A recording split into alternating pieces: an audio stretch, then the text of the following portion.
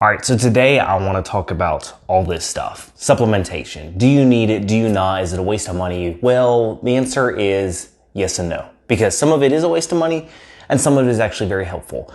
So first off, I'm going to run through some things that I think are complete money wasters. Number one, Thermogenics or fat burners. Okay, the theory behind these is it raises your metabolism slightly or heats the body up slightly so that your body burns off more calories. The extra amount of calories it's going to burn off is hardly anything. You're better off going out for a walk for 5 minutes. Like turn the heat up in the house. Like that, they're useless. They're not going to shed all these pounds. It's just not going to happen. I literally saw a new Thermogenic the other day. It was on a TV commercial. It was a gummy bear. That's right, a fat burning gummy bear. I'm not making this crap up. So there's definitely some stuff out there that I disagree with. Now, I'm going to run through the things that I use on a daily basis. So just to kind of give you an idea of what I use and why. So first thing up is glucosamine. And this is a mixture. So it's got glucosamine, it's got I'm going to mispronounce it, boswellia, turmeric, and a couple other things. All of it is good for inflammation, for any kind of tendinitis, tears that you may have. I tore a bicep tendon last year, still recovering from that, and so this has been super helpful in my recovery process with that. I noticed a difference when I started taking it. Second off is fish oil. So this is omega-3. There's a lot of good uses for fish oil. One of them is like joint health, lubrication, so to speak. So obviously weightlifting can be very strenuous on the joints. So in addition to the glucosamine, I also take fish oil. I take those daily. All right, so next up is this beast of a bag, this 10-pound bag of protein powder. It's whey protein. This is the chocolate brownie batter. If you can see that, hopefully it's focusing. Love this flavor.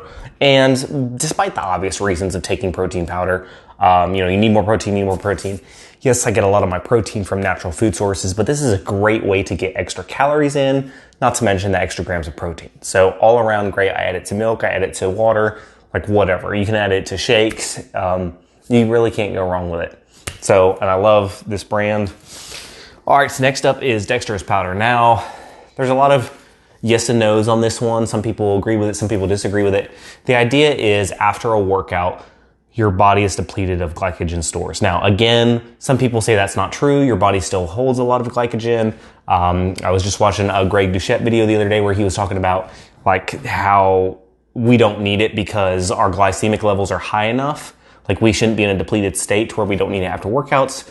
Then you listen to someone like Jim Stepani and he's all like, yeah, have dextrose, eat gummy bears after your workout. So there's a lot of, some people are for it, some people are against it. Personally, I use it only after a workout. It's very calorie dense. Like one scoop is 200 calories. So I usually do 1 scoop of this, 2 scoops of protein, and that's my post-workout shake. I find it works well for me. Again, this is probably the most iffy one I'm going to show you today as far as it's up to you whether you want to try it or not. But personally, I like it. Next up, we have pre-workout. I work out super early in the mornings, and so I need this to help wake myself up. Sometimes when I used to work out in the afternoons, I wouldn't take this. Like I had enough energy to where I, didn't need a pick-me-up while going in the gym. I was stressed out from my day and I was all ramped up to get in there. But working out early in the morning definitely comes in handy. I try lots of different pre-workouts. I don't really have one that I'm really attached to. I do like NitroFlex. This is, what is this one? That's the bad thing about storing it in containers. Something War. All the pre-workouts have crazy names. It's okay. I don't like it as much as Total War. That's it. I don't like it as much as the NitroFlex, but again, I try to switch it up because you kind of get used to pre-workouts. And then we have creatine, and I add this in with my pre-workout. I take it daily. Creatine is something our bodies naturally produce. So it's naturally in our body, and basically it's kind of the energy behind our cells. It's like a very basic structure of energy. And so by taking more of it and increasing our creatine store, we're therefore increasing our overall energy of our actual cells. So when we go to lift weights, when we go to the gym, we're in theory going to have a little bit more in the tank to give because of this. And it's something that kind of builds up over time. Like really, it's not like you take a scoop and then it's automatically there. After like 30 days, it regulates and your body has an increased kind of content of it.